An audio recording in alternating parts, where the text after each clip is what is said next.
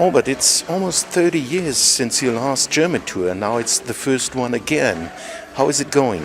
I think it's more than 30 years, almost 40 years. I think my last one was in the early 70s, but it's going well. It's really, I'm amazed. I'm amazed at the people, how they remember. And after the show, they come and I sign autographs and take pictures with them, and they talk about how my music is timeless and how it brings them back to when they were children. And I feel so good that I'm doing this, You stopped touring and recording yourself many years ago. Your son, Albert Jr., was kind of responsible. And how is it now being back on stage again?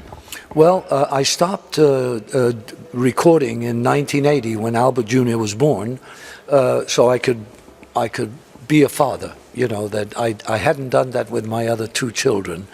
So I thought with Albert I want to do that, but then Albert grew up. He's in this famous group called the Strokes, and I would go and see him on stage, and I'd look and I'd go, wow, I used to do that. I would love to do this again, So I made a record, and the record did well, so I thought, why not go on tour, And I put a band together, which is the band I have. And I'm the happiest man in the world when I'm on stage. And how is it, touring means it's challenging for your voice? You haven't been singing for a long time, touring. How did you get in shape again?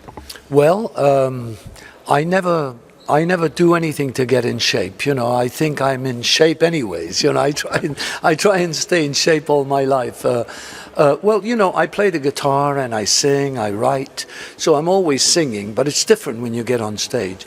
One of the good things I did was I quit smoking, I quit drinking, and that has helped me a lot. I quit drinking about 2 years ago, and I quit smoking about 8 years ago. And my voice is suddenly, I've done 8 concerts in a row, and I've still got 2 more to do tomorrow and the next day, No, just tomorrow, tonight and tomorrow. So that would be like 9 or 10 concerts in a row, and I do like 2.5 hours, and the voice is fine.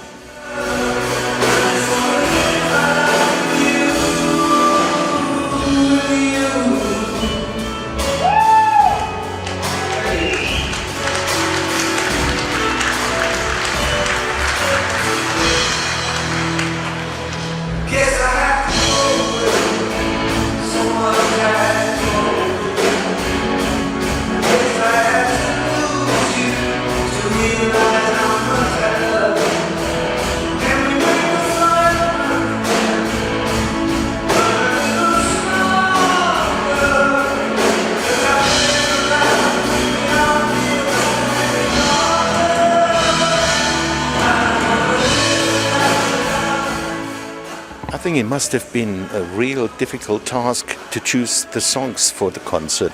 You have so many.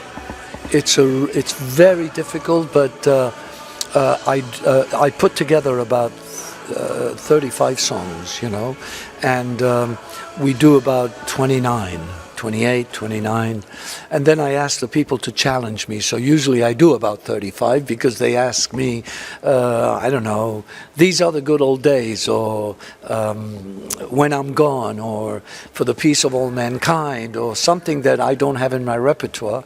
So I do it just with my acoustic guitar, if I remember it. Sometimes I don't remember it. You mentioned the album, there was Legend. You did Legend 2. You recorded the songs you had written for other people. I think you must have had the same problem choosing the songs.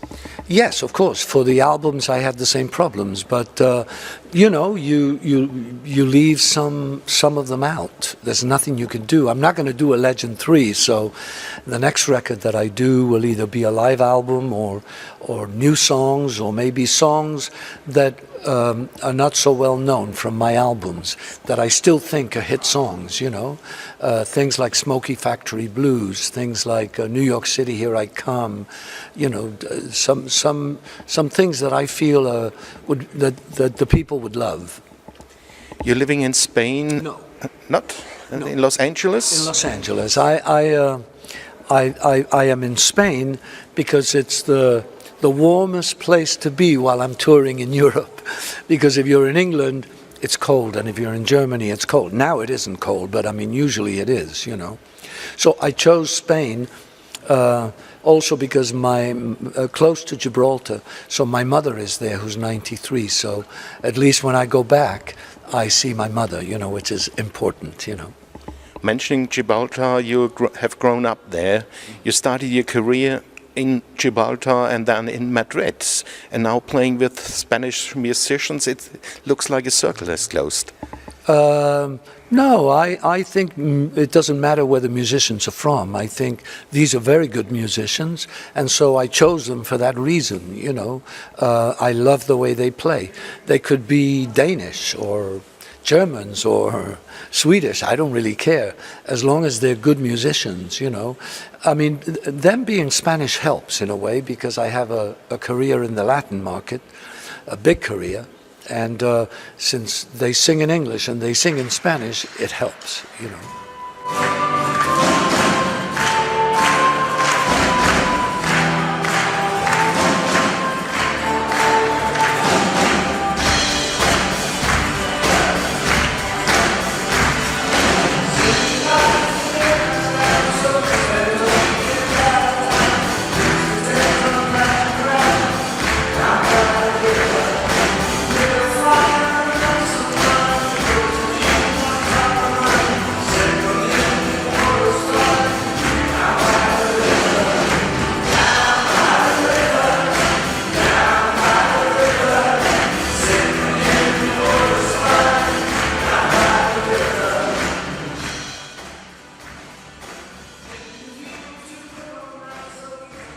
Listening to your songs, there's one thing I think many people appreciate.